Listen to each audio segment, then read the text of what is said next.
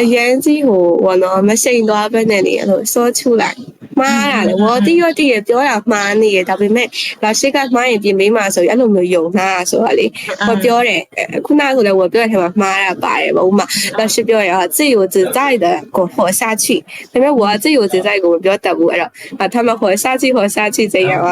我都靠了ပြောလိုက်တယ်ဘောအဲ့လိုမျိုး还有那个 HSK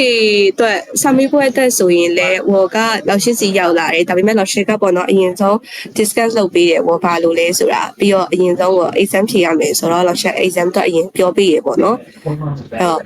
အဲ့ဒီဟာကဝတ်တက်တော့အများကြီးထောက်ကူဖြစ်သွားတယ်စာမေးပွဲမှာလည်းထောက်ကူဖြစ်ပြီးတော့အမှတ်လည်းကောင်းကောင်းရတယ်ပေါ့နော်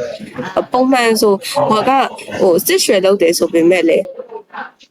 ဒီရှိပန်ဝမကင်ဘူးဘာလို့လဲဆိုရင် reading paragraph တည်ပြီးဟိုနည်းနည်းကြောက်တယ်ပေါ့နော်အဲ့မလုပ်ဖြစ်ဘူး